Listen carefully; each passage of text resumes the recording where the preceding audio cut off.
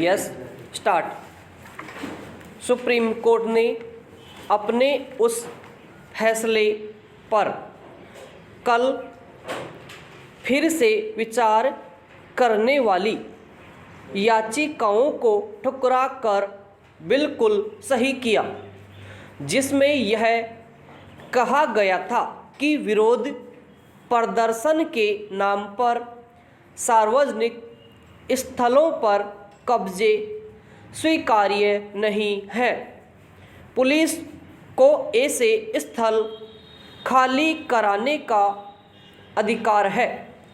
Supreme court ने यह फैसला दिल्ली के शाहीन बाग इलाके में सड़क घेर कर दिए जा रहे धरने को लेकर दिया था।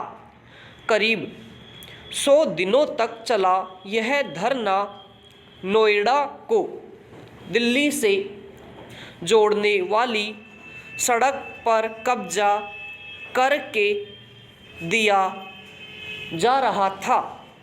यह हैरानी की बात है कि कुछ लोग यह जानते हुए भी पुनर्विचार याचिका लेकर सुप्रीम कोर्ट पहुंच गए कि इस धरने ने दिल्ली और नोएडा के लाखों लोगों की नाक में दम कर रखा था और शाहीन बाग के इलाके के तमाम व्यापारियों का धंधा भी चौपट कर दिया था।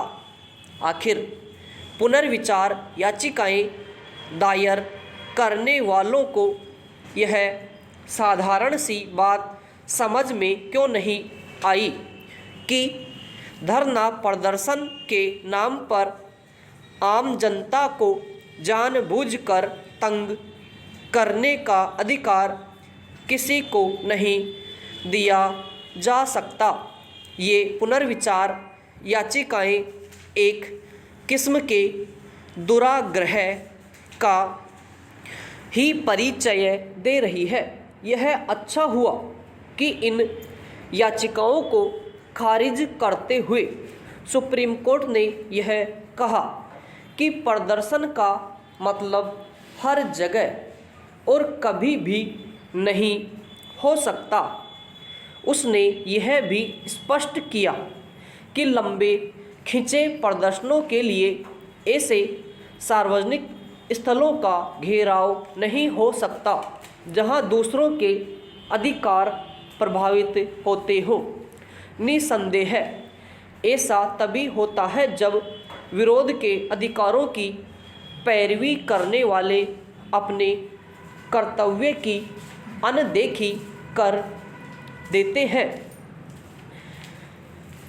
भ्रष्ट अधिकारियों के खिलाफ केंद्रीय जांच ब्यूरो की छापेमारी बड़ी खबर भले ही बनती हो, लेकिन यह कहना कठिन है कि इस तरह की कार्रवाई से भ्रष्ट तत्वों पर लगाम लगती है। गत दिवस सीबीआई ने रेलवे के एक अफसर को 1 करोड़ रुपये की रिश्वत लेने के आरोप में गिरफ्तार किया।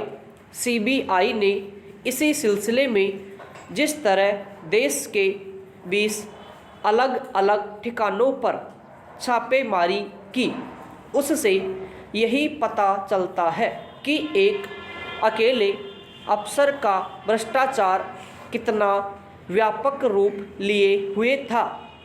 भ्रष्टाचार में लिप्त अफसरों के खिलाफ सीबीआई की छापेमारी कोई नई अनोखी बात नहीं।